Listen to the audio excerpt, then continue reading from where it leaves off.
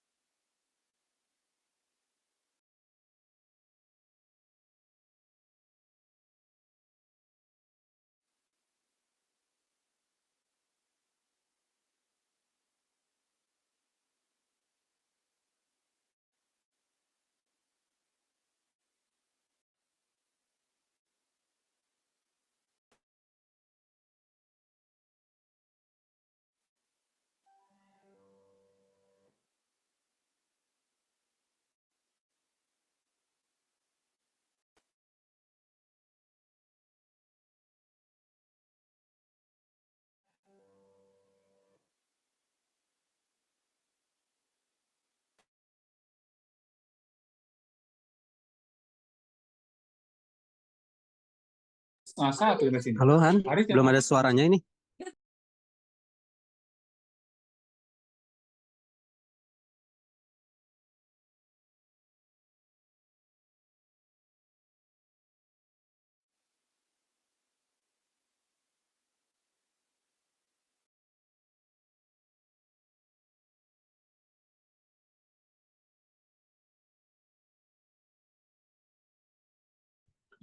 Kemarin sampai slide yang ini, Pak. Saya izin melanjutkan ya, Pak. Ya, silakan.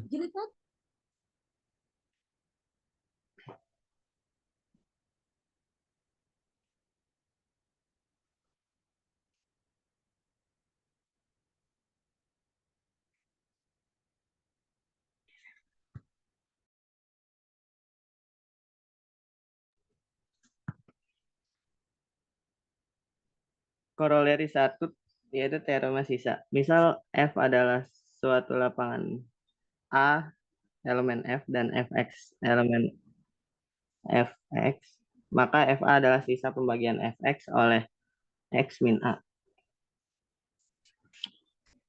Pembuktiannya adalah berdasarkan algoritma pembagian dalam gelanggang polinomial Fx. Jika Fx dibagi oleh X min A, maka ada Qx, Rx elemen Fx. Sehingga Fx sama dengan X min A kali Qx ditambah Rx.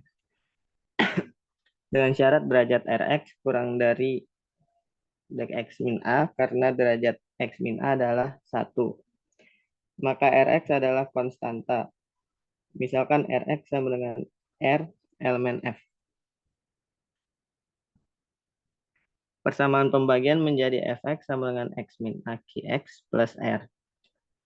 Untuk menemukan sisa R, substitusikan X sama dengan A pada persamaan di atas. Maka diperoleh Fa sama dengan A min A Qa ditambah R. Sama dengan 0 dikali Qa ditambah R sama dengan R. Jadi sisa R sama dengan Fa. Kesimpulannya, sisa pembagian Fx oleh X dikurang A adalah Fa.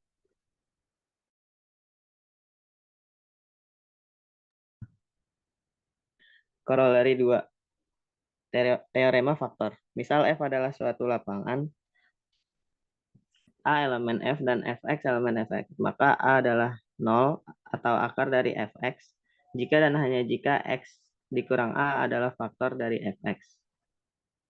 Pembuktiannya dari kiri ke kanan, yaitu jika A adalah akar dari Fx, maka X dikurang A adalah faktor dari Fx. Diberikan bahwa A adalah akar dari Fx, artinya Fa sama dengan 0. Berdasarkan algoritma pembagian dalam Fx, setiap polinomial Fx dapat ditulis sebagai Fx sama dengan X min A, Qx ditambah R. Dengan Qx elemen Fx dan R elemen F. Karena derajat R kurang dari derajat X dikurang A, maka R adalah konstanta. Substitusikan X sama dengan A ke persamaan pembagian FA sama dengan A min A QA ditambah R sama dengan R. FA sama dengan 0, maka R sama dengan 0.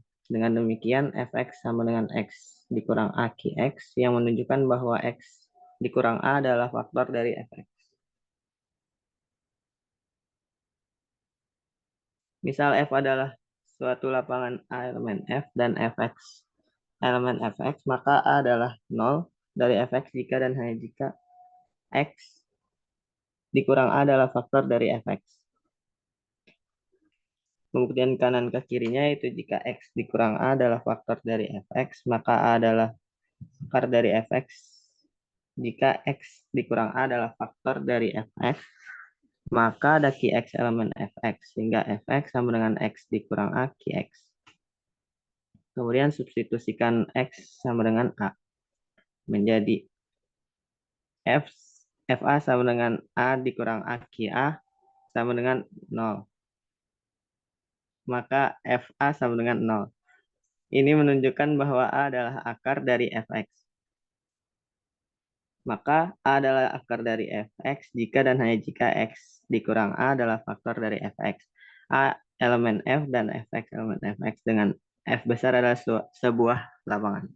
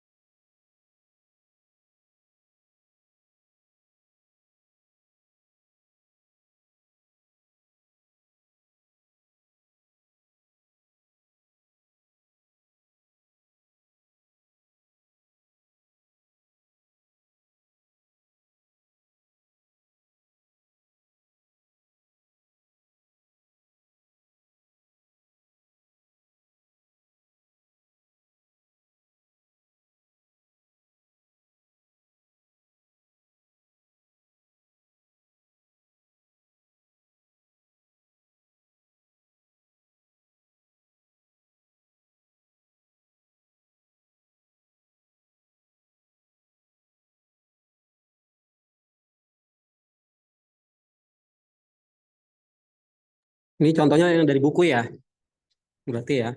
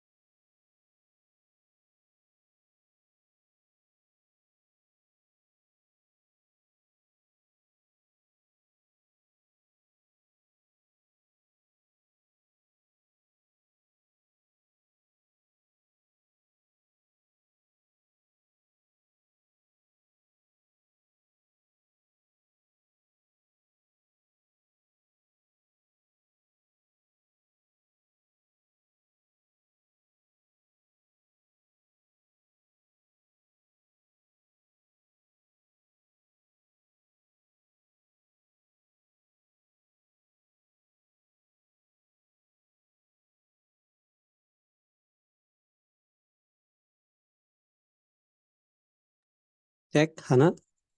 Hilang suaranya, Hana.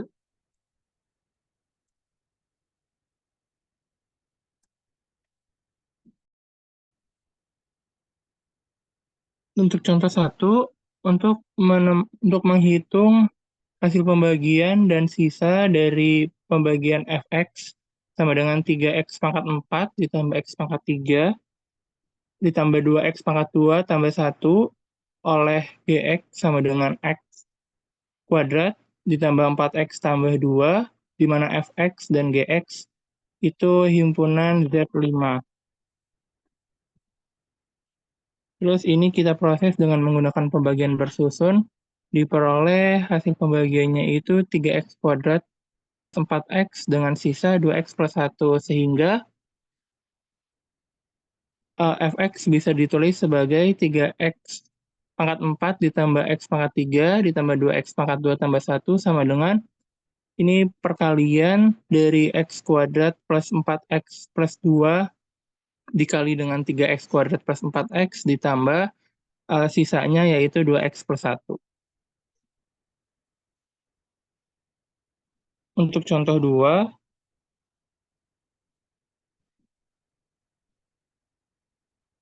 boleh di next. Yaitu diberikan px sama dengan x pangkat 4 min 7x plus 1 dan qx sama dengan 2x plus 2, 2x pangkat 2 plus 1. Lalu diproses dengan menggunakan pembagian bersusun, diperoleh hasil baginya itu setengah x kuadrat min 1/4 dengan sisanya min 7x plus 5/4. Sehingga px itu dapat ditulis sebagai x pangkat 4 min 7x plus 1 sama dengan hasil perkalian dari 2x kuadrat plus 1 dikali setengah x kuadrat min 1/4 ditambah sisanya yaitu min 7x plus 5/4.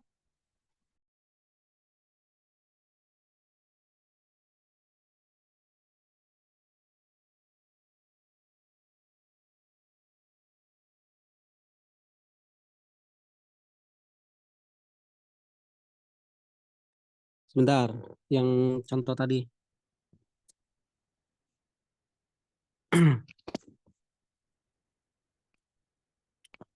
Iya,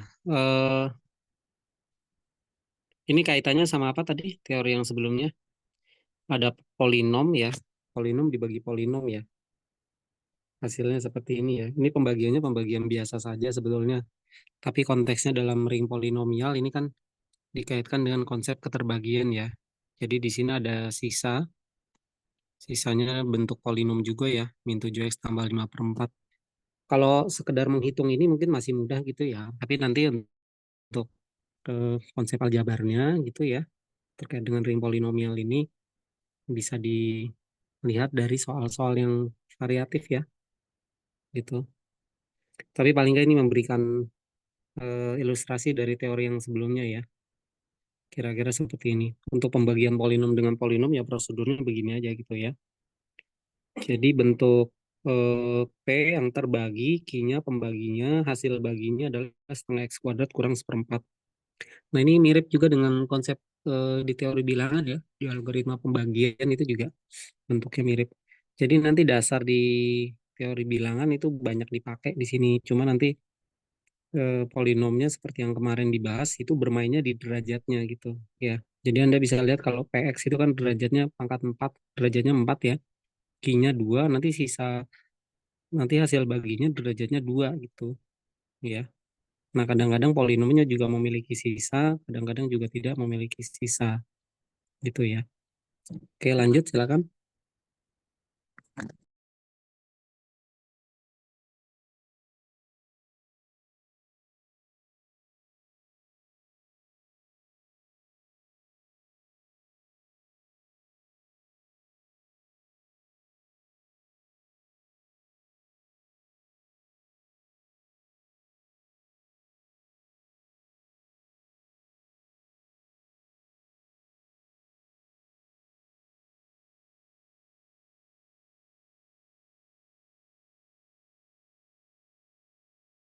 Ini coba diterjemahkan gimana ini kata-katanya nih.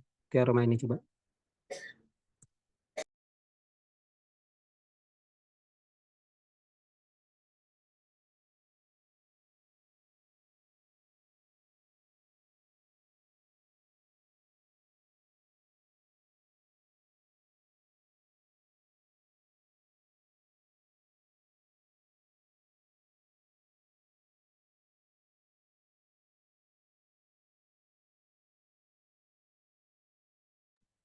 Apa terjemahannya coba itu, bunyi teoremanya itu?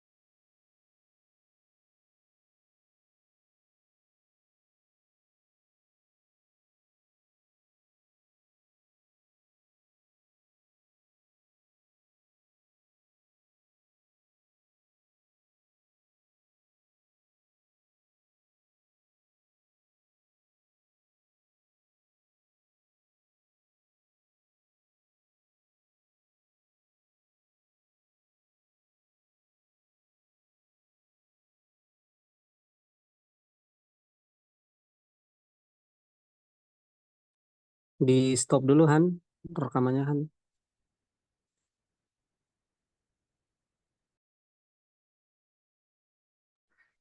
Selanjutnya teorema polynomial of degree n have at most n zeros. Artinya adalah degree dari polinom n itu paling banyak memiliki akar pembuat 0 sebanyak n.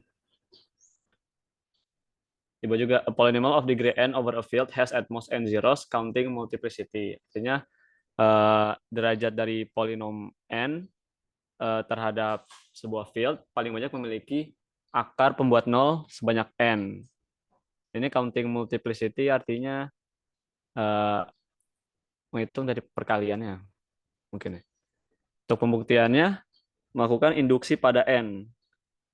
Jelas bahwa untuk derajat dari polinomial 0 pada sebuah field tidak memiliki akar pembuat nolnya. Sekarang kita misalkan fx ada sebuah polinomial dengan derajat n pada sebuah field dan a merupakan akar yang membuat polinom itu 0 dari fx untuk sebuah perkalian k. Maka fx sama dengan x min a pangkat k dikali qx dan QA bukan sama dengan 0. Dan karena n merupakan degree dari fx yang sama dengan juga degree dari x min a pangkat k qx sama dengan k tambah degree qx, maka kita punya k kurang dari sama dengan n. Ini ditunjukkan tuh ada latihan 19 di buku ini. Jika fx tidak mempunyai akar pembuat 0 selain a, maka kita selesai sampai situ. Jika tidak, jika b bukan sama dengan a dan b adalah akar dari 0 dari fx, akar yang membuat 0 untuk fx, maka 0 sama dengan fb sama dengan b min a pangkat k qb. Maka dari itu, sehingga b merupakan akar pembuat 0 dari qx dengan perkalian yang sama yang dipunyai oleh fx. Dengan induksi, dengan prinsip kedua dari induksi matematika, kita tahu bahwa qx paling banyak memiliki derajat sebanyak qx sama dengan n min k zeros, counting multiplicity. Pada akhirnya fx memiliki paling banyak k plus n min k sama dengan n akar pembuat nolnya. Menghitung dari perkaliannya. Iya, Oke, cek. Iya, Pak. Ya, jadi untuk yang lain juga ya. Ketika kalian melihat teorema dan pembuktiannya ya, yang harus diperhatikan adalah ide berpikirnya ya. Jadi bagaimana proses mendapatkan jawabannya gitu.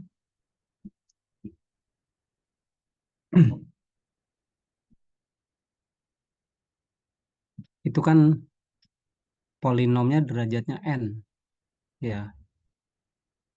Kemudian dia paling banyak memiliki n zeros gitu ya, n0, n pembuat 0 ya. Nah di sini kan dimulai dengan induksi. Kalau induksi langkah pertama apa? N-nya sama dengan 1 ya biasanya ya. Nah, tapi di sini kan bentar dulu. Tapi di sini kan dibuat di sini degree yang paling kecil, derajat paling kecil kan adalah 0 gitu ya. Nah, kalau 0 kan berarti apa? Dia tidak punya pembuat nol ya. Derajat nol kan berarti polinomnya konstanta gitu. Ya, baru nanti polinomnya derajat n secara umum, baru nanti dilanjutkan gitu ya. Nah, yang begini tidak sekedar menerjemahkan, tapi Anda harus tahu ide dasarnya gitu ya. Coba yang kalimat bawahnya tuh bisa nggak dijelaskan gimana itu? We remark 16.4 is not true untuk sebarang polinomial ring gitu coba.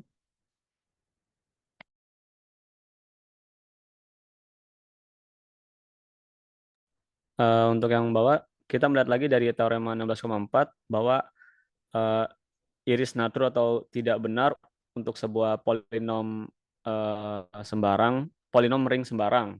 Contohnya pada polinomial x kuadrat plus 7 yang memiliki 1, 3, 5, dan 7 untuk akar akar pembuat nolnya pada z modulo 8. Lagrange merupakan cara pertama untuk membuktikan teorema 16,4 untuk polinom di dalam z z untuk modulo P. Polinomial Sebentar, z. teorema 16.4 yang mana sih? Ini ya? Ini teorema 16.4. Bukan ini, Pak. Nggak ada judulnya teorema 16.4 ini ya, kalimatnya. Ini belum masuk, Pak. Coba mana ada nggak?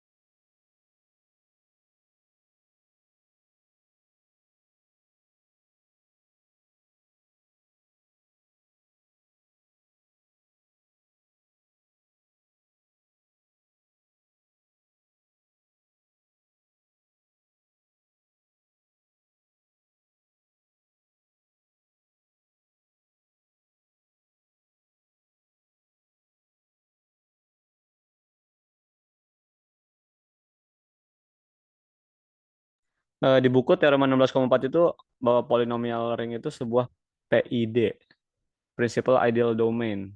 Jadi kan F sebuah field, maka polinom fx itu merupakan Principal Ideal Domain.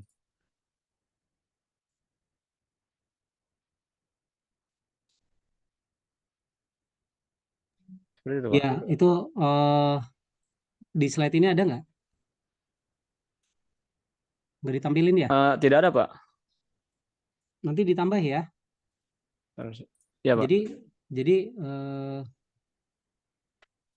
kalau kalian memang menemukan pernyataan ini ya, ini sebetulnya kan penting ya bagian bawah itu ya. Kenapa nih sampel x kuadrat tambah 7 ini ya? Sebentar. Nah, dia memiliki 1, 3, 5, dan 7. Dia sebagai zero ya, sepanjang Z8. Nah, jadi ini fieldnya kan Z8 ya.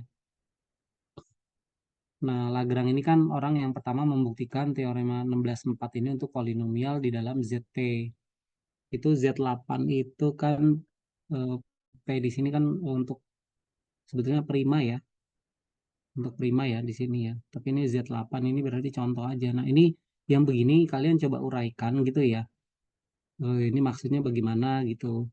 1357 ini angkanya seperti apa ya. Dan nanti dicantumkan aja teorema 16.4-nya ya.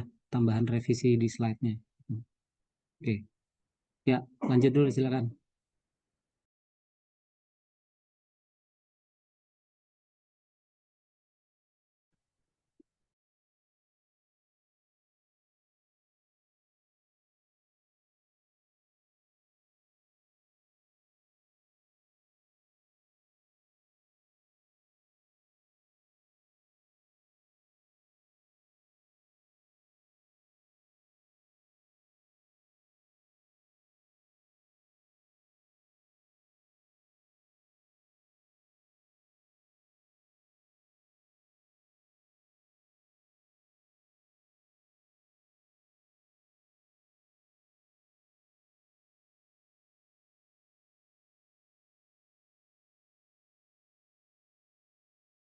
Yang contoh 2 ini di skip aja nggak apa-apa. Lanjut aja slide berikutnya.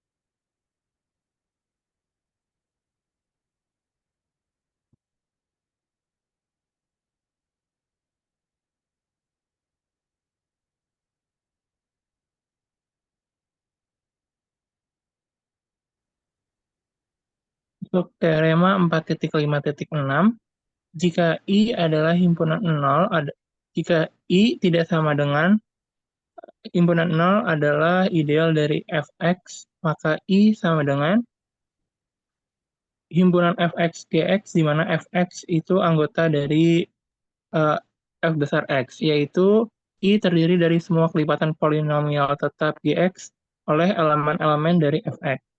Untuk bukti, Oke, sebentar, buktinya di skip dulu. Jadi saya jelaskan sedikit ya teorema ini. Ini muncul konsep ideal ya di dalam ring polinom. Ya, tapi I-nya adalah I himpunan yang tidak sama dengan isinya hanya 0 gitu ya. Berarti I-nya elemennya ada yang tak 0 gitu ya. Nah, I dengan syarat seperti itu ya bisa ditulis sebagai F kali G gitu ya. Di mana F-nya ada di F besar X gitu ya. Jadi F-nya elemen di ring polinom. Nah, ini maknanya sebetulnya bahwa apa? Ideal yang tak 0 dari ring polinomial itu isinya adalah merupakan hasil perkalian dari suatu eh, polinomial yang tetap G gitu ya. Dan G-nya itu nanti dikalikan dengan F gitu ya. Prinsipnya seperti itu. Nah, nanti dalam pembuktiannya ya, Anda nanti bisa lihat prosesnya itu dia bermain di derajat gitu ya. Ada juga derajatnya, eh, ada juga algoritma pembagiannya itu ya. Dan ini nanti coba diuraikan pelan-pelan saja secara mandiri gitu. Anda tulis ulang kenapa langkahnya seperti ini gitu ya. Oke, teorema berikutnya lanjut.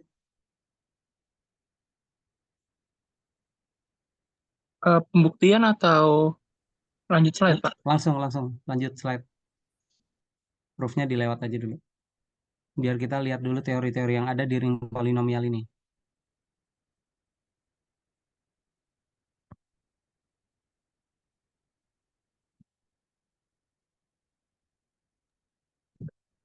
Ada 4 definisi, yaitu yang pertama, sebuah domain integral R disebut principal ideal domain. Sebentar, Pak.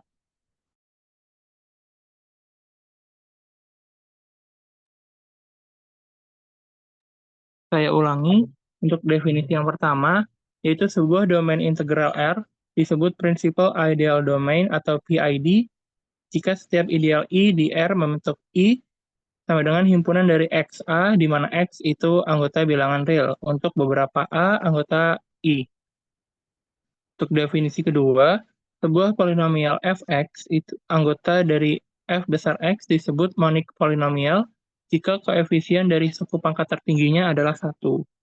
Yang ketiga, misalkan fx, gx anggota dari f besar x dengan gx tidak sama dengan 0, kita mengatakan bahwa gx menjadi fx, membagi fx, ditulis gx, ini garis gitu fx, jika fx sama dengan ax gx untuk beberapa ax anggota dari f besar x.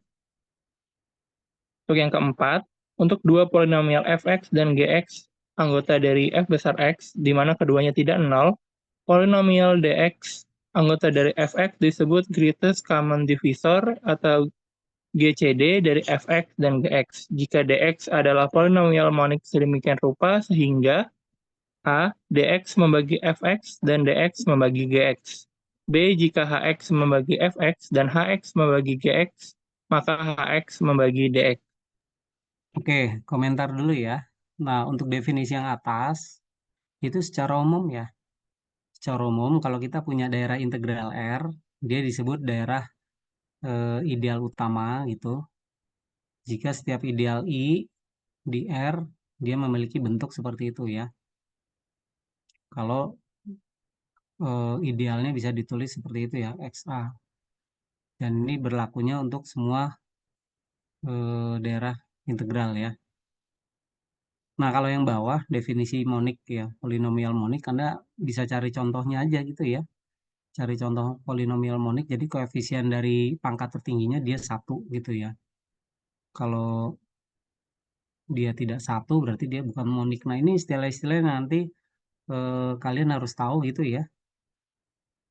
Jadi nanti kalau ditanya ini monik bukan ya, tinggal dicek gitu. Nah, definisi yang bawah ya, ini sebetulnya hanya konsep keterbagian saja dari polinom gitu ya, yang ada di ring polinomial. Kemudian yang bawah lagi itu GCD dari dua polinom. Nanti cara menghitungnya sama gitu ya. Tapi syaratnya lihat di sini ya. Di sini muncul D-nya dia sebagai polinomial monik gitu. Jadi koefisiennya di pangkat tertingginya dia 1. Nah, nanti ketika kalian menemukan soal gitu, mengecek gitu ya, mencari GCD dari dua polinom itu ya harus dipenuhi ini ya syaratnya gitu ya. Oke, lanjut.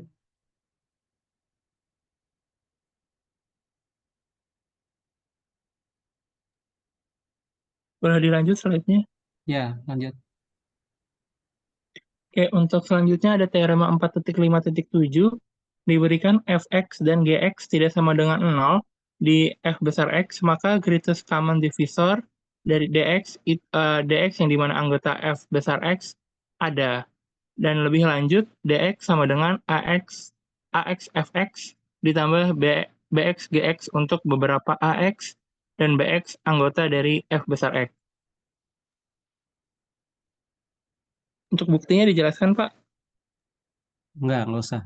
Nggak usah. Eh. Iya, sebentar. Jadi ini muncul lagi ya kaitan GCD di dalam ring polinomial gitu ya. Nah, hubungannya seperti itu ya. Dx ditulis AF BG untuk semua. Nah, ini Anda kalau ingat di teori bilangan, jadi kalau GCD dari dua bilangan, sebutlah GCD dari AB sama dengan D, ya, maka GCD AB itu bisa ditulis sebagai AX tambah BY untuk X dan Y-nya suatu bilangan bulat gitu ya. Nah, ternyata ini bisa dikenakan juga ya di polinom gitu.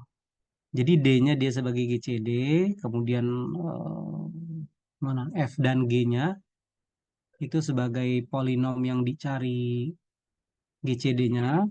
Nah, polinom A dan polinom B itu adalah polinom yang nanti dicari gitu ya. Untuk mencarinya gimana ya? Kadang-kadang tidak mudah ya. Sama kan kalau Anda misalkan diberikan GCD dari 24 gitu ya. 2,4 kan 2. 2 bisa ditulis sebagai 2x tambah 4y. Nah, x-nya berapa? Anda bisa cari itu ya. Tetapi pasti ada gitu dan nilainya dia tidak tunggal gitu ya. X-nya nanti pasangan bilangannya memenuhi gitu ya. Nah, yang bawah pun juga sama nih, lemma 458. Jadi ketika melihat teorema atau lemma ya, konsep ini, perhatikan betul syaratnya ya. Jadi F dan G-nya dia dua-duanya polinom tak nol. Ya, jadi minimal ada koefisien tak nolnya 1 itu ya. Nah, kemudian ada lagi syarat F membagi G ya. Jadi G bisa ditulis sebagai F dikali polinom tertentu gitu ya. Nah, dan dia ternyata saling membagi ya. F membagi G, G membagi F gitu ya.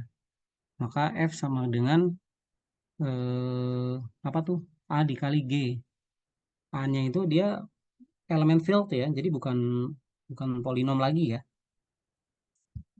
Kalau fieldnya bilangan real ya berarti si A-nya dia bilangan real gitu ya. Kalau F-nya misalkan modulo gitu ya Z8 atau ZP ya berarti si A-nya ada di elemen itu ya. Jadi dia bukan polinom.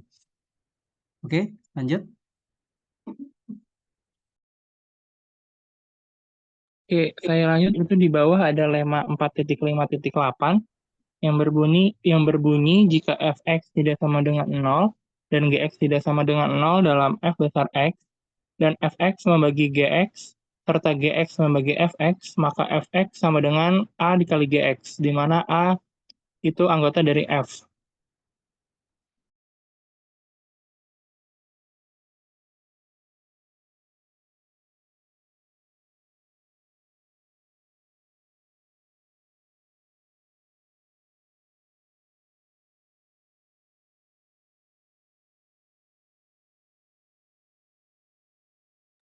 Ya, lanjut.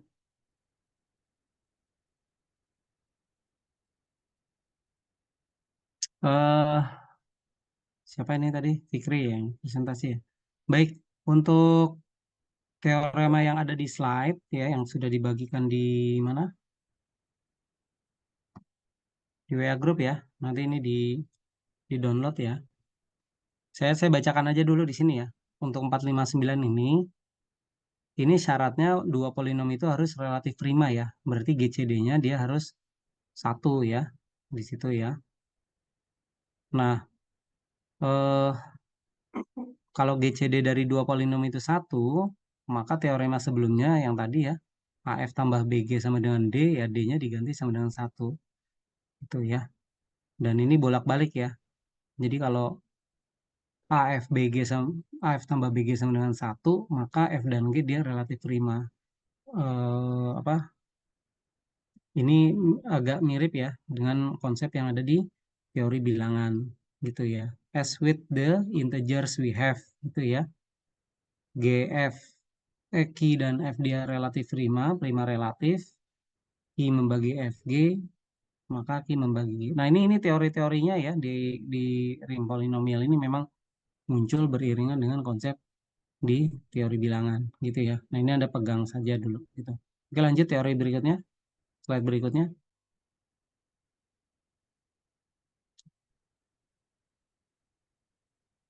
Nah, ini ada istilah polinom irreducible ya. Tak tereduksi ya. Polinom tak tereduksi jika P-nya memiliki derajat positif, kemudian kalau ada F di ring polinomial ya, maka P membagi F atau P relatif prima. Ini nanti coba dicari contohnya ya, contoh-contoh polinomial yang irreducible gitu ya. Nah, ini juga nanti akibat dari teoremanya mengikuti aja ya. Jadi kalau P irreducible, P membagi dan seterusnya ini, maka P membagi salah satu dari polinom itu. Gitu ya. Nah, kalimat yang bawah ini penting ya. Jadi kalau polinom irreducible ya, dia itu akan membangun suatu ideal ya. Dan ideal yang dibangun itu dia merupakan ideal maksimal gitu. Coba slide berikutnya. Nah, itu ya. Jadi kalau P di ring polinomial, maka ideal yang dibangun oleh P. Jadi kalian nanti kalau menemukan notasi dalam kurung P ya, atau kadang siku ya. Kalau nggak salah Pak Rido di kelas ini ya, atau kelas yang A ya, lupa saya mengingatkan ya. Jadi kadang-kadang dalam aljabar abstrak ini ada notasi-notasi yang memang itu menjadi standar ya, yang disebut generate gitu ya, atau misalkan grup siklik dulu ya, atau subgrup siklik gitu ya, itu kan dalam kurung. Nah, itu juga sama gitu ya.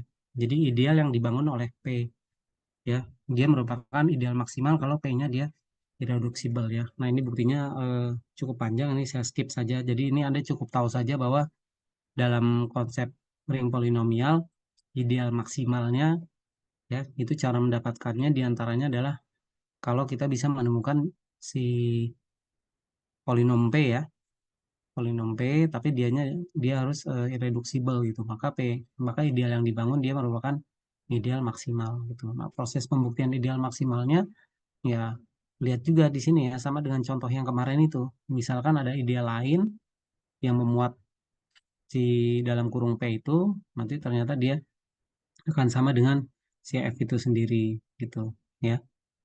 Oke, lanjut.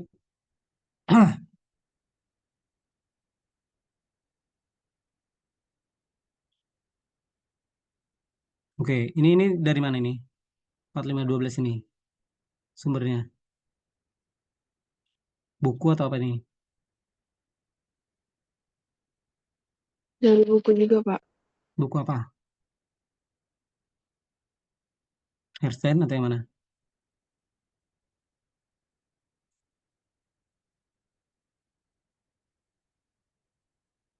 Nanti ditambahin ya. Kalau referensinya nanti mengambil dari yang selain Hersten ditambah aja. Nah, ini teorema ini penting ya. Jadi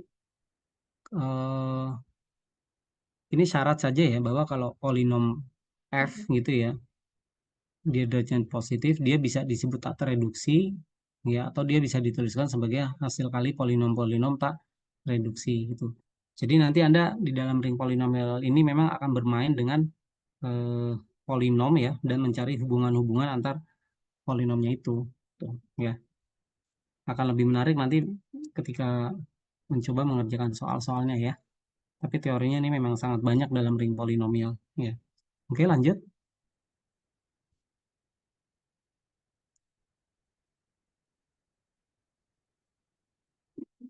Nah, ini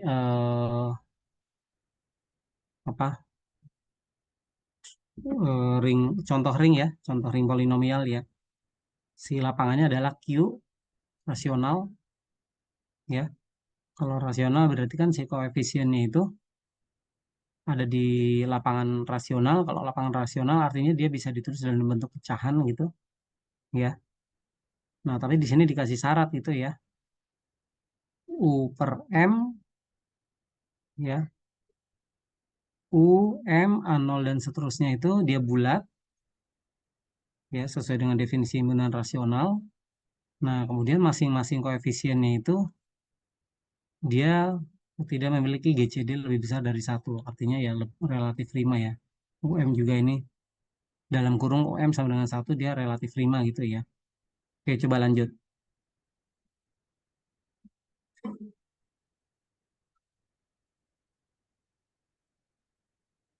Nah, ini ya.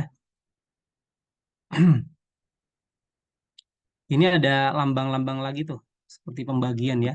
R ring, I ideal, gitu ya. Maka IX dia ring polinomial di I terhadap X. Nah, itu ada istilah ya. Jadi ternyata kita bisa membangun ring polinomial dari ideal suatu ring gitu ya. Dan dia IX ini dia juga menjadi ideal dari Rx. Nah, ini bersesuaian ya. Jadi kalau Rx dia ring polinomial, I ideal dari Rix dia ring polinomial gitu ya. Dia juga ideal gitu ya. Maka nanti kalau terdefinisi R bagi I itu ya, quotient ring. Nah, quotient ring polinomial itu hasilnya sama dengan fieldnya ya, R dibagi I itu ya. Ring polinomial X terhadap R bagi I ini ada konsistensi sifat saja gitu ya. Nah, itu contohnya tuh ya. Di akibatnya kan kalau Z-nya ring bulat, P-nya prima, I sama dengan P, dalam kurung P maksudnya apa? Idealnya dibangun oleh perkalian bilangan prima ya. Jadi kalau Anda pilih primanya sama dengan 2, berarti ideal P berapa? 2N gitu ya. Kalau P-nya sama dengan 3, ideal P-nya ideal I-nya berapa? 3N, 5N, 7N dan seterusnya gitu ya. Nah, itu contoh-contoh ideal yang dibangun oleh bilangan prima P. Maka Z di ZX gitu ya, ring polinomial terhadap bilangan bulat dibagi ideal yang tadi didefinisikan itu sama dengan ZP. ZP berarti apa tuh tadi? ZP adalah bilangan bulat modulo prima gitu ya. Nah, ini sebetulnya bisa dicek dengan menggunakan contoh gitu ya. Anda diberikan misalkan I-nya ditentukan P-nya berapa, misalkan P-nya sama dengan 3 gitu. Ya, nanti Anda bisa jalankan tuh. ZX dibagi IX itu sama dengan Z3. Gitu ya. Z3 berarti apa? Ring polinomial yang koefisien-koefisiennya isinya 0, 1, dan 2 gitu. Kan Z3 berarti isinya 0, 1, 2 gitu. Ya. Ya mudah-mudahan Anda bisa menemukan contoh-contoh soal sederhana yang dikaitkan dengan teori-teori ini gitu. Ya. Oke, lanjut.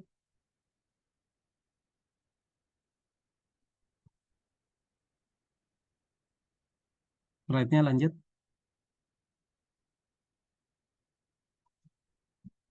Oke, ini lemma Gauss ya. Ya mungkin cukup tahu aja gitu ya di sini bahwa eh, Anda lihat syaratnya ya, f di ring polinomial bulat gitu ya, dan dia monik,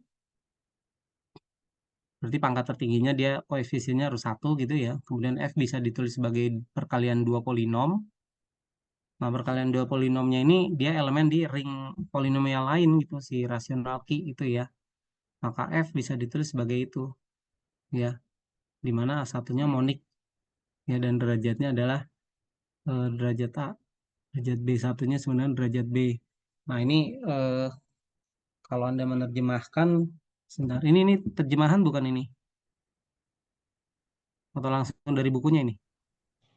Terjemahan dari bukunya, Pak. Dari buku, oke, nggak apa-apa. Nanti dicantumkan aja nih referensinya dari mana. Softnya ada ya. Softnya nanti ditaruh aja di drive di WA Group gitu ya. Jadi biar bisa baca langsung bukunya. Ya, oke. Ini Anda pahami pelan-pelan saja gitu ya. Bagaimana proses pembuktiannya. Nah, ini kalau sudah masuk di ring polinomial memang banyak sekali teorinya, dan untuk memahaminya satu demi satu ya memang butuh waktu ya. Jadi yang sudah Anda kumpulkan tentang ring polinomial ini sebagai wawasan ya, bahwa ya begitu luas ring polinomial ini ya, dan dasarnya sebetulnya kan banyak menggunakan teori bilangan juga gitu ya. Oke, lanjut.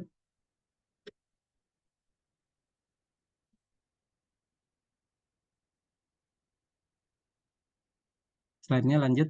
Mana?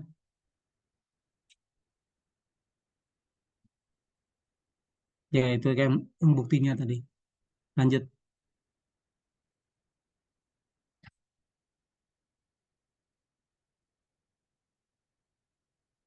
Ya, bagi Anda yang nanti berminat skripsinya tentang aljabar ya, mau nggak mau memang harus berkutat dengan ini gitu ya, dan nanti Anda akan perdalam gitu ya, bagaimana struktur yang ada ketika kita bicara tentang grup dan ring, kemudian nanti elemennya misalkan diganti dengan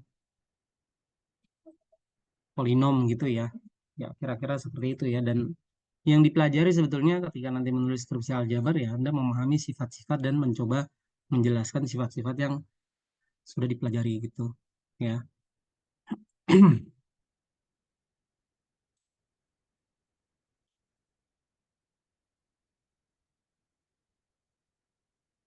Nah, ini contoh soal ini yang A itu sebetulnya mau menyatakan bahwa derajat dari perkalian polinom itu nilainya lebih kecil dari penjumlahan derajat masing-masing polinomnya gitu ya. Nah, yang B itu ada ring komutatif R sedemikian sehingga ini yang bagian B-nya agak susah gitu ya. Tapi Anda dapat jawabannya, coba ya, mana? Coba mana kuncinya?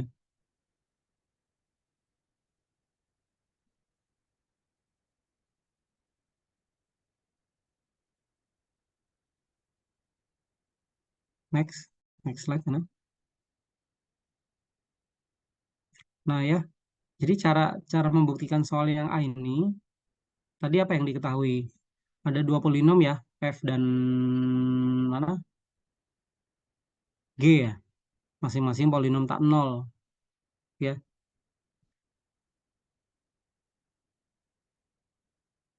Derajatnya n ya, derajat F-nya.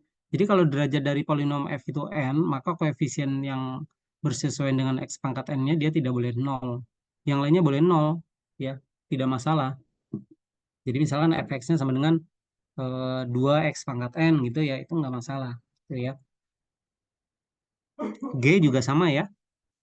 G polinom tak 0, perkaliannya dia juga bukan polinom tak 0.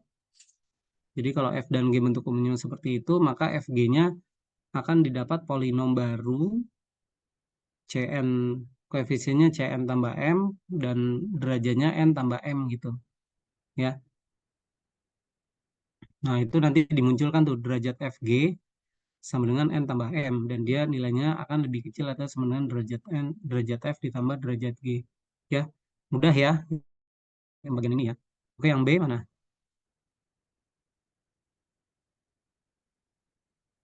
Jawaban yang B dapat.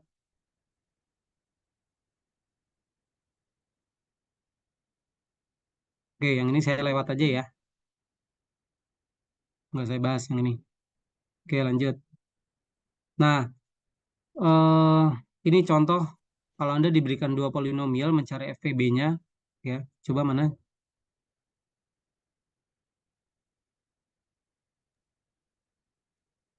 Ya, langkahnya kira-kira begini gitu ya. Itu kan sebetulnya sama saja dibagi gitu. Dan ini mirip dengan algoritma pembagian ya. Algoritma Euclid dibagi-bagi-bagi sampai sisanya ya memenuhi syarat kemudian dinaikkan lagi gitu. Maka nanti GCD-nya kelihatan gitu ya. Ini misalkan GCD dari bilangan yang besar ya, misalkan GCD dari 18 dan 30 gitu misal ya. Nah, itu untuk mendapatkan GCD-nya itu kan sebetulnya ada prosesnya gitu. Nah, ini juga sama gitu ya. Polinomnya juga sama seperti ini. Gitu. Nanti kalian bisa cari polinom-polinom yang lain ya. Jadi dua polinom Anda cari GCD-nya prosedurnya sama dengan ini. Gitu. Oke, lanjut. Ada soal menarik soalnya dari slide ini yang ditemukan gitu. Nah, ini ya. Ini apa sih? Ini perkalian dua polinom dan penjumlahan saja gitu ya. Oke, lanjut. Oh, sorry. Nah, ini ring polinom di Z4 ya. Di Z4.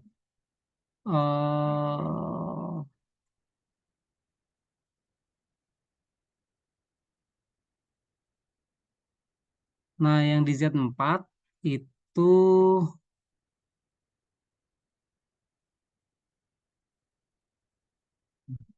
yang bagian bawahnya ya kan itu 3, 5, 6, 6, 6, 6, 3, 1. Nah, itu karena dia di Z4 harus diubah ya ke dalam modulo 4 ya. Jadi yang 5 menjadi 1, 6 menjadi 2, 3 tetap ya, dan satunya tetap. Itu aja ya. Jadi nanti ketika bekerja di lapangan bilangan bulat modulo, ya Anda harus pastikan itu polinomnya, koefisiennya memenuhi di fieldnya itu. Ya. Oke, lanjut. Soalnya, contoh soal lanjut. Oke, contoh soal ini coba ada yang mau jelasin nggak? Ada yang mau menjelaskan coba ini. Di Z3 ya.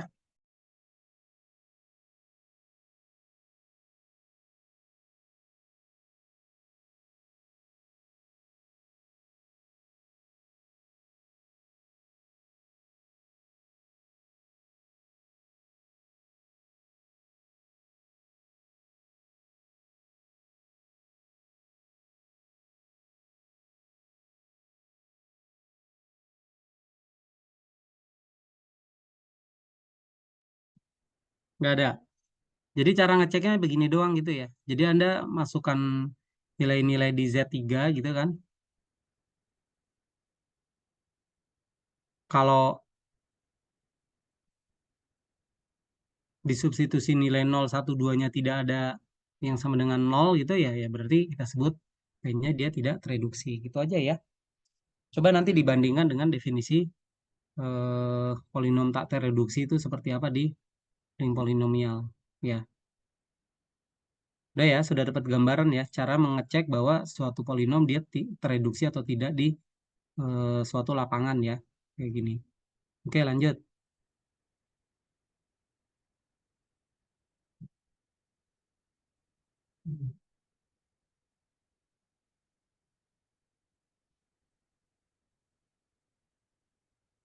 Nah, ini polinom P dibagi polinom Q, tapi adanya di Z4.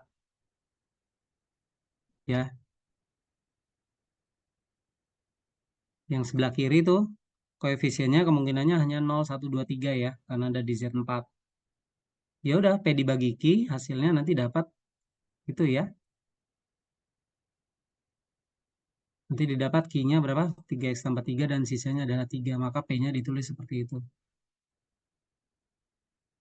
Sebentar, P ya. Jadi terbukti bahwa hasil bagi dalam itu adalah 3X tambah 3 dengan sisa 3. Jadi ini variasi soalnya bisa dimainkan di dalam lapangannya ya. Kadang-kadang kalau nanti Anda menemukan lapangannya misalkan bukan Z4 gitu ya, modulo sekian gitu, Anda harus perhatikan betul koefisiennya ya. Koefisiennya itu pastikan dia berada di dalam modulonya itu ya.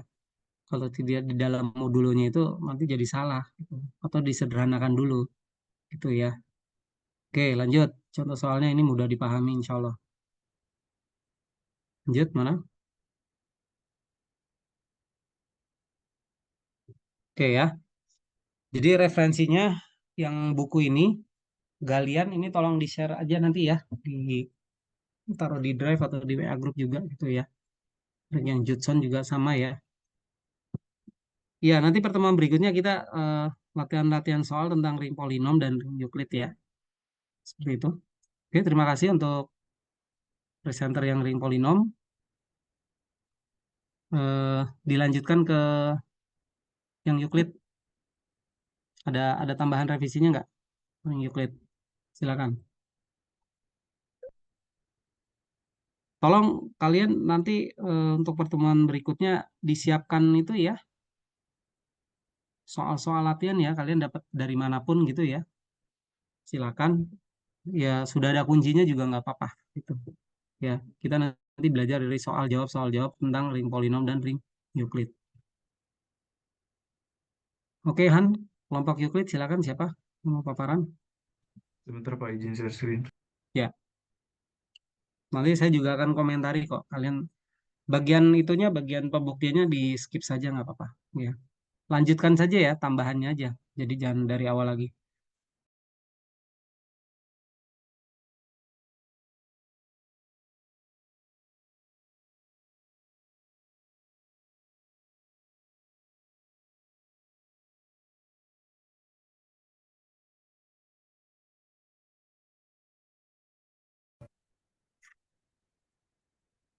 Saya izin melanjutkan slide dari pertemuan sebelumnya.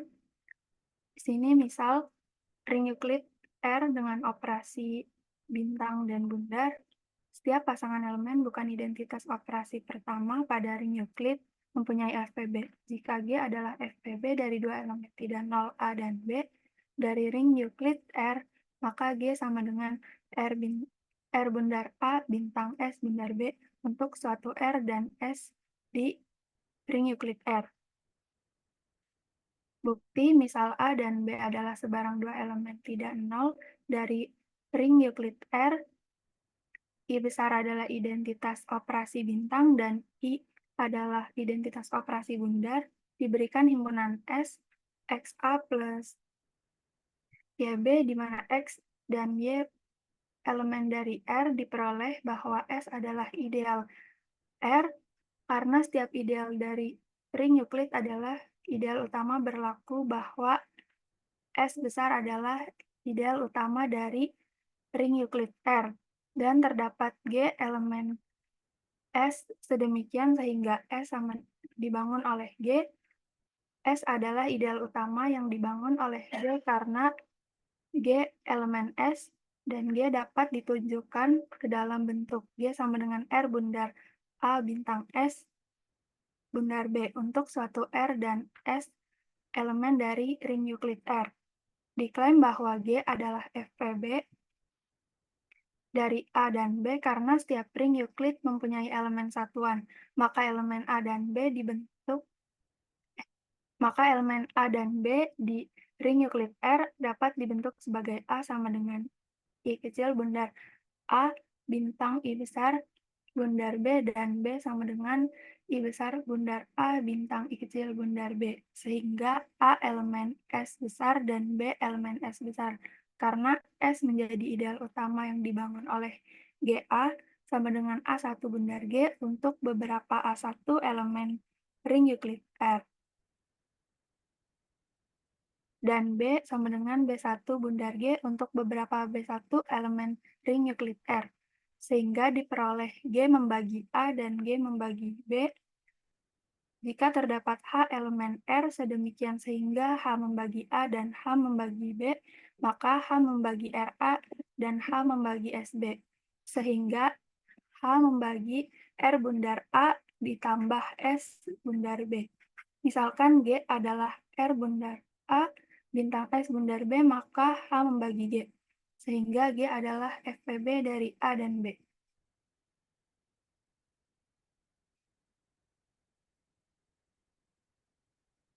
Next.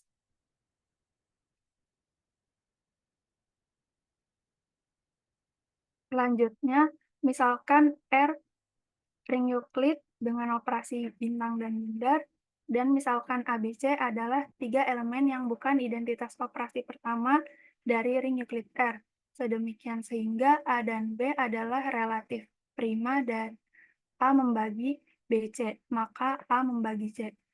Untuk buktinya, karena A dan B adalah relatif prima, maka faktor persekutuan terbesarnya adalah 1 sama dengan R bundar A bintang S bundar B. Oleh karena itu, C sama dengan R bundar A bintang S bundar B, bundar C sama dengan R bundar A bundar C bintang S bundar B bundar C.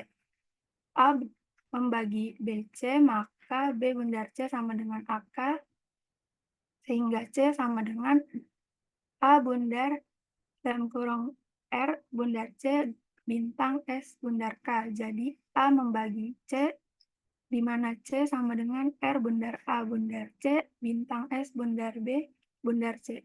Selanjutnya,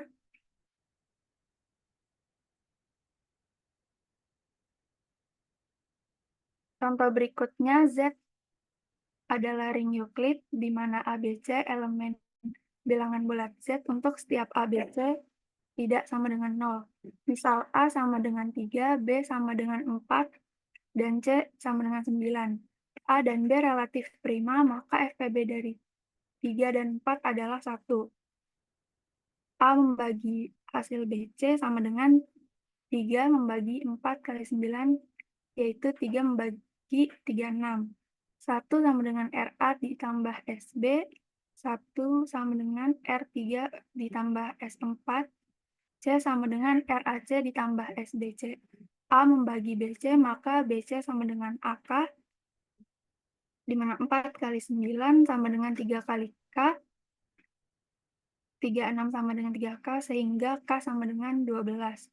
C sama dengan A dalam kurung RC ditambah SK, di mana 9 sama dengan R27 tambah 36S, maka A membagi C sama dengan 3 membagi 9 dengan C sama dengan RAC ditambah SBC.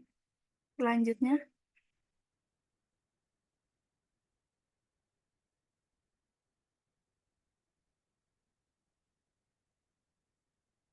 misalkan ring Euclid R dengan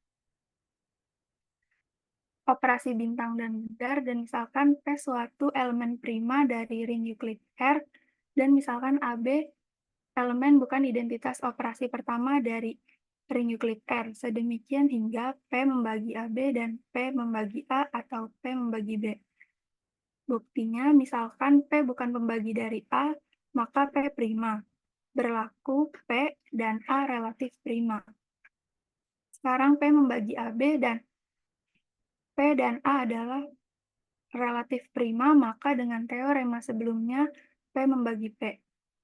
P membagi B. Contohnya, misalkan bilangan bulat Z adalah ring Euclid dengan operasi penjumlahan dan perkalian. Misalkan P sama dengan 3, A sama dengan 9, dan B sama dengan 5, maka P membagi AB sama dengan 3 membagi 45, dan P membagi A sama dengan 3 membagi 9.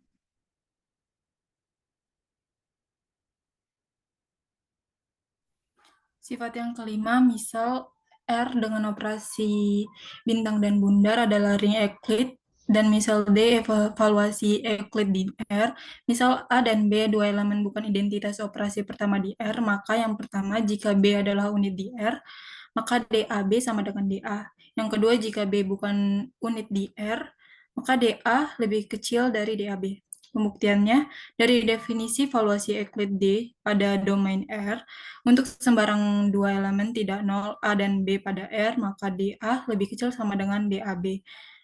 Misal B adalah sebuah unit di R, maka B adalah inversible sehingga B inverse ada di R, dan sesuai definisi pada D, DA sama dengan DA dikali B, B inverse sama dengan DAB dikali B inverse lebih kecil sama dengan DAB. Sehingga dari yang pertidaksamaan 1 dan 2 diperoleh DA sama dengan DAB. Kedua, misalkan B bukan unit di R, maka terdapat A dan B elemen R ring Euclid kecuali 0, maka AB elemen R atau ring Euclid kecuali 0, sehingga dari definisi D, untuk elemen tak 0 A dan AB di ring Euclid R, dan ada elemen Q dan R di ring Euclid R, demikian sehingga A sama dengan Q bundar A bundar B di bintang R, di mana R sama dengan I atau DR lebih kecil DAB. Next. Jika R sama dengan I, maka A sama dengan Q bundar A bundar B. A bintang Q bundar A bundar B inverse sama dengan 0. A bundar 1 bintang Q bundar B inverse sama dengan 0. Maka 1 bintang Q bundar B inverse sama dengan 0, di mana A elemen G, 1 bintang Q bundar B inverse elemen R dan R tanpa pembagi 0, maka Q bundar B sama dengan I, di mana B adalah inversible, B adalah unit di R. Tetapi dari hipotesis B bukan unit di P, jadi R elemen G akibat diperoleh D, R lebih kecil DAB, sehingga D dari A bintang Q bundar A bundar B inverse lebih kecil D A bundar B. Maka D A bundar 1 bintang Q B inverse lebih kecil D A bundar B. DA lebih kecil sama dengan D A 1 bintang Q B inverse lebih kecil A bundar B. Maka diperoleh DA lebih kecil D A bundar B. Next. Aniska, Iya, Pak. ini baris demi barisnya paham nggak? Untuk penjabarannya paham, tapi paham sih, Pak. Paham. Iya, Pak. Ya, ini ya sedikit teori bilangan ya, jadi nggak terlalu rumit ya. Agak beda dengan yang ring polinom tadi ya. Oke, ini terjemahan ya dari buku apa? Dari internet, Pak. Nanti dicantumkan ya referensinya ya. Maaf Bapak, untuk sifat ini ngambil yang dari skripsi UIN Malang kemarin itu Pak. Oh, Masih. iya, tapi ini penulisnya membuat sendiri. Kadang gini, di dalam skripsi itu bisa jadi memang dengan proses pembimbingan ya, itu proses pembuktiannya dituliskan dengan cara yang berbeda gitu, nggak masalah. Tapi bisa jadi juga teori ini pun juga ada di dalam buku dan kadang-kadang dalam proses pembuktiannya itu bisa digunakan cara yang berbeda gitu ya. Oke, nggak apa-apa yang referensi tadi, yang skripsi itu juga di apa nanti di share ya modelnya Baik, ya. Ya kira-kira beginilah skripsi aljabar ya, otak-atiknya gitu. Bagi kalian yang suka dengan struktur seperti ini bisa didalami ya. Oke, lanjut. Untuk contohnya ada operasi bilangan bulat plus dan perkalian adalah ring Euclid. Didefinisikan D memetakan dari himpunan bilangan bulat ke himpunan bilangan bulat asli gabung 0 dan DA sama dengan mutlak A di bilangan bulat. Misal A sama dengan 5, B sama dengan 7, dan C sama dengan 1. Karena C adalah unit, maka DAC sama dengan DA adalah D dikali 1 sama dengan D5. Maka 5 dikali 1 sama, mutlak 5 kali 1 sama dengan mutlak 5, maka 5 sama dengan 5. Karena B bukan unit, maka DA sama dengan DAB, di mana D 5 lebih kecil D 5 dikali 7, mutlak 5 lebih kecil dari mutlak 5 dikali 7, 5 lebih kecil dari 35. Next.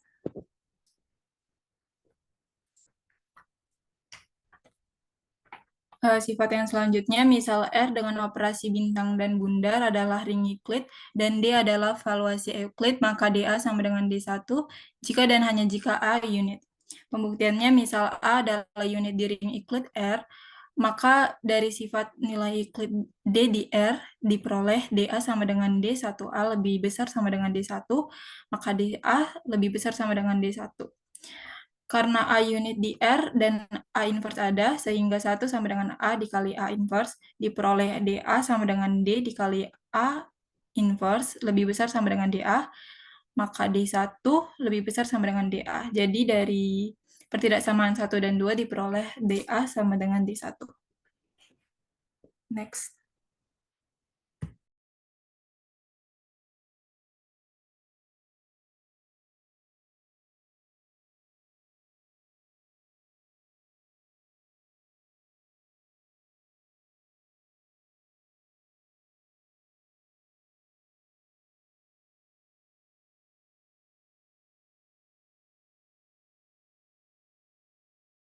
Ini juga deskripsi ya?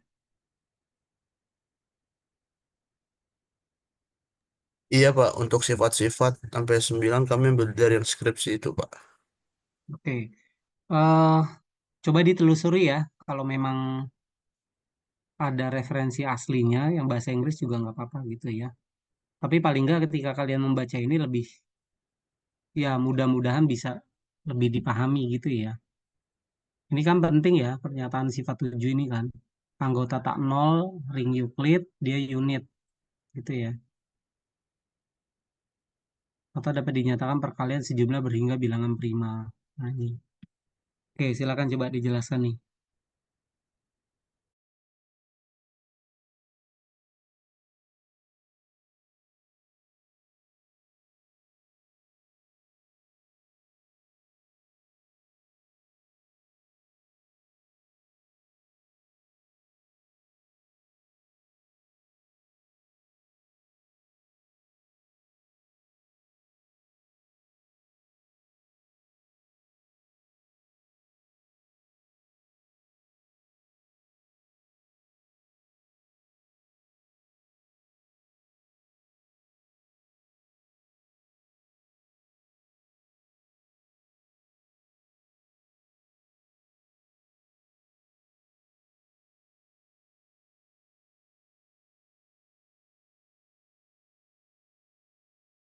Selanjutnya, untuk setiap anggota tidak nol ring Euclid adalah unit di R atau dapat dinyatakan sebagai perkalian sejumlah berhingga bilangan prima di R. Buktinya, misal R adalah ring Euclid dan D adalah valuasi Euclid di R, diberikan alfa adalah sebarang tidak nol di R. Jika A adalah unit di R dalam teorema tersebut, dan andaikan A adalah tidak nol, maka bukan elemen unit di R dan harus dibuktikan bahwa A dapat dinyatakan sebagai perkalian sejumlah berhingga bilangan prima di R. Itu.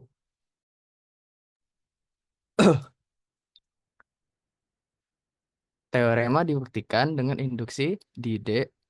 Andaikan D A sama dengan A, dan andaikan A sama dengan BC, di mana C bukan unit, maka DA sama dengan D kali BC. Karena C bukan unit, maka D BC lebih besar daripada DB. Lalu DA sama lebih besar daripada DB sehingga 0 lebih besar daripada DB. Maka DB adalah negatif. Tetapi tidak ada bayangan D anggota R yang negatif.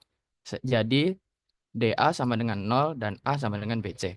A adalah sebuah unit di R. A adalah elemen prima di R. Ketika DA kurang dari 1, misal DA sama dengan N tidak sama dengan 0, dan diasumsikan bahwa teorema tersebut benar untuk semua X di R di mana DX kurang dari N. Sehingga dari asumsi tersebut akan menunjukkan teorema tersebut benar untuk setiap A, di mana peta oleh D adalah N.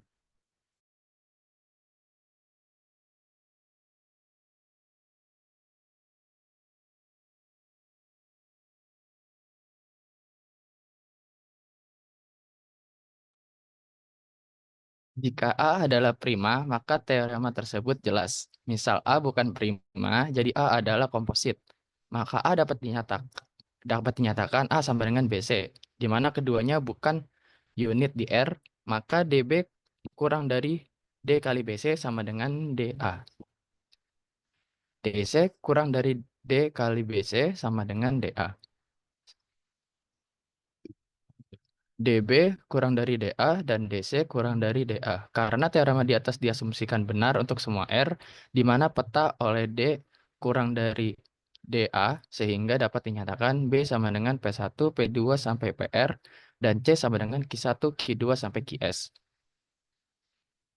Di mana untuk setiap PI, I lebih besar atau sama dengan 1 kurang dari sama dengan R, dan QJ dengan J lebih besar sama dengan 1 kurang dari sama dengan S adalah prima di R.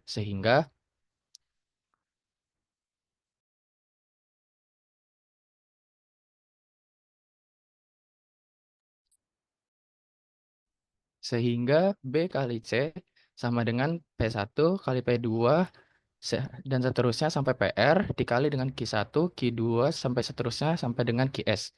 Selanjutnya A sama dengan P1 kali P2 sampai dengan PR dikali Q1, Q2 sampai dengan QS. Di mana P1, P2 sampai dengan PR, Q1, Q2 sampai dengan QS adalah elemen prima dari R.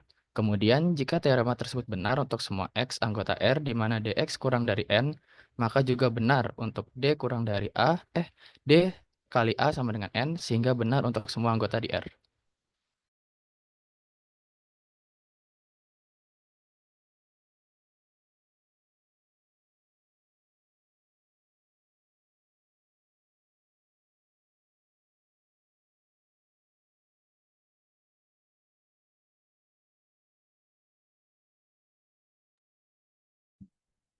Oke, ini banyak contohnya ya. Oke, lanjut. Filenya bisa di-share nggak ini di WA grupnya?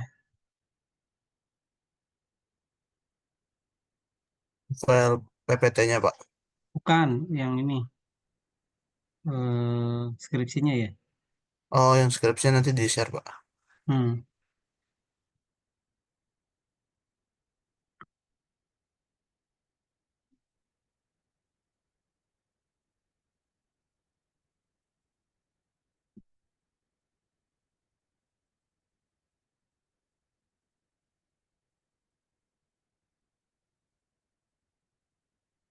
Oke, coba yang tabel kesamaan deh. Contoh soal 6 ya. Bukan yang tabel kesamaan Z dan Fx, coba itu.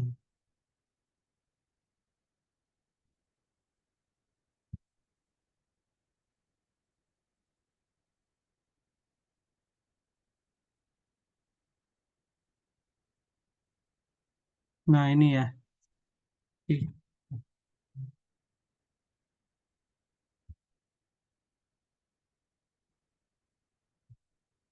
Yang ini kah, Pak? ya. Apa nih, coba.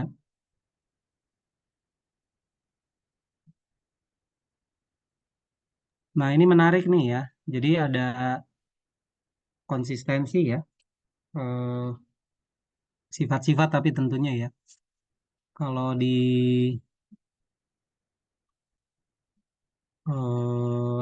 bilangan bulat ya. Jadi bilangan bulat itu kan bisa ditulis dalam bentuk seperti itu ya. AN 10 pangkat N, AN kurang 1 10 pangkat N kurang 1 dan seterusnya ya. Dalam konteks bilangan bulat, representasi bilangan bulat. Tapi kalau di polinom ya, Fx itu ring polinom, ya bentuk polinomnya seperti itu. Kalau Euclid, daerah Euclid ya, dalam konteks bilangan bulat ya, itu DA-nya pakai contohnya mutlak ya. Tapi kalau di daerah Euclid yang ring polinom, derajatnya gitu ya. Jadi diambil nilai bilangan bulatnya dari polinom ya derajatnya itu. Gitu ya. Nah, kira-kira ini ya kesamaannya ya, algoritma pembagian misalkan di bilangan bulat seperti itu. Ya, A sama dengan B kita tambah R. Sedangkan kalau di algoritma pembagian ring polinom yang dimainkan adalah derajatnya gitu. Ya, kira-kira seperti ini. Jadi eh, ya memang sangat luas ya untuk materi ring polinom dan ring Euclid ini. Ya, tapi mudah-mudahan ada satu dua hal yang bisa Anda tangkap nanti dari sekian banyak materi yang ada gitu. Dan ini menunjukkan bahwa keluasan materi struktur aljabar itu mencakup ya banyak hal dan prinsipnya dalam matematika itu ketika muncul konsep itu kadang-kadang dia berangkat dari suatu konsep yang lama gitu ya atau eh, seolah-olah konsep baru tapi dia masih terkait dengan konsep yang lama bahkan ada kesamaan gitu ya seperti ini contohnya ya oke apa tadi slide terakhirnya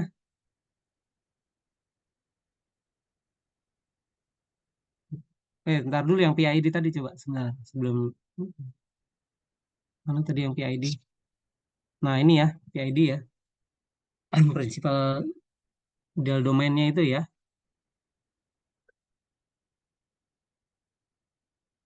nah itu ada lambang I sama dengan kurung patah A gitu ya ya maksudnya multiply hasil kali dari A gitu ya seperti generator atau pembangkit gitu ya nah kalau yang di ring polinom juga sama seperti itu ya fx-nya dia generatornya nah kalau yang reducible ini tidak ada faktor non trivial sederhananya gitu ya kalau di bilangan bulat istilahnya dengan prima ya jadi disamakan dengan prima ya nah ini yang WFD-nya juga sama ya setiap elemen unik hasil kali dari bilangan prima itu ya yang di polinom juga sama seperti itu oke jadi paling nggak kita sudah melihat eh, bagaimana konsep ring polinom dan ring Euclid ya nah nanti kita coba gali lagi beberapa soal yang terkait dengan polinom dan Euclid ya kemudian kita lihat konsepnya yang dipakai yang mana sih gitu ya jika ada soal ini seperti yang kemarin saya tunjukkan sebagai contoh kan soal-soal yang di OnMIPA itu ini mengerjakan soal ini pakai pakai cara yang mana ya gitu ya dan untuk mengerjakannya idealnya sebaiknya paham gitu ya tapi kalaupun belum paham ya sambil dikit-dikit nanti diperdalam gitu oke ya dah slide terakhir mana tadi terima kasih bahasa Cinanya apa itu bacanya apa itu Cie-cie, Pak. Sisie Sisie oke ya referensinya tadi di share ya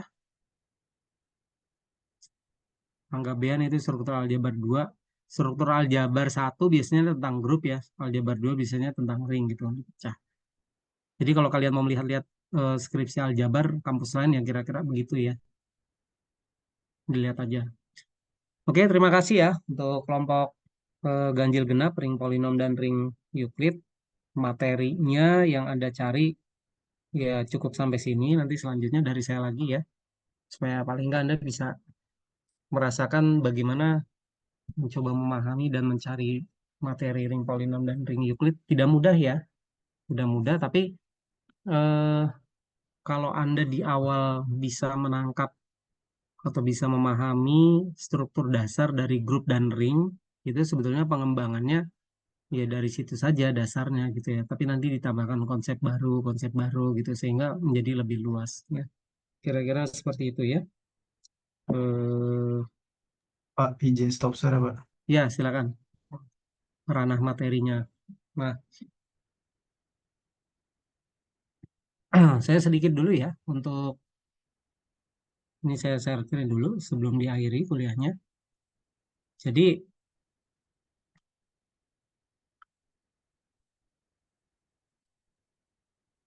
ini melihat materinya ya kalau berdasarkan RPS ya saya tidak akan sampai detail seperti ini ya, tapi paling enggak setelah UTS itu kan kita mulai dari ring ya, gelanggang, sifat-sifatnya, kemudian pemetaan pada gelanggang itu ya, ada ideal, ideal maksimal. Nah, ini Anda review saja sifat-sifat dasar gitu ya. Ya coba baca-baca pembuktian teorema gitu sambil mencoba mencari-cari soal yang sifatnya lebih teknis gitu ya dari sumber manapun. Nah, untuk yang Euclid sama polinom ini Anda bisa rasakan materinya sebetulnya sangat banyak gitu ya. Tapi mungkin saya keluarkan satu atau dua soal saja yang mewakili dari ring polinom dan ring Euclid ini. Makanya nanti di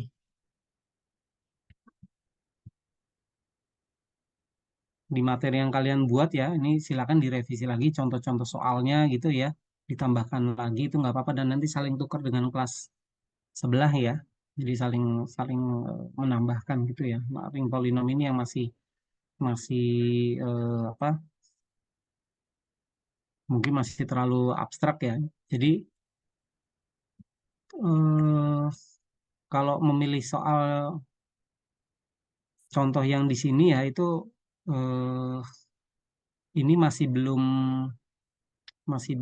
apa namanya, mengambil soal-soal yang sifatnya teknis gitu. Karena itu kalau kalian nanti menemukan soal contoh ya, atau yang belum ada jawabannya, itu di-share saja nanti ya di WA group, dan kita coba cari nanti jawabannya berdasarkan definisi yang ada di ring polinomial gitu. Ya, untuk memperdalam dan sense Anda gitu, intuisi Anda tentang ring polinom dan ring Euclid itu terbangun gitu ya. Jadi dasarnya dari ring ya, kemudian pemetaan ya, kemudian ada ideal semacam sub ring ya, tapi dia lebih dari itu ya. Kemudian nanti ada gelanggang quotient ini dan ideal maksimal ya. Jadi ideal maksimal nanti bisa masuk kemana-mana gitu ya. Kemudian ada istilah unit dan unit elemen, ini kemarin sudah sempat terbahas ya bedanya. Nah, itu nanti jangan kecele ya ketika nanti Anda diberikan suatu ring gitu ya, ini mana unit elemen gitu, harus bisa membedakan dengan baik gitu ya. Oke, mungkin itu dulu temuan hari ini. Nanti saya siapkan soal latihan ya supaya kalian bisa bekerja dengan konsep yang sudah dipelajari sejauh ini. Oke, kita tutup dengan membaca hamdalah untuk pertemuan hari ini. Alhamdulillahirrahmanirrahim. Terima kasih. Assalamualaikum warahmatullahi wabarakatuh. Waalaikumsalam warahmatullahi wabarakatuh. Waalaikumsalam. Waalaikumsalam. Terima kasih.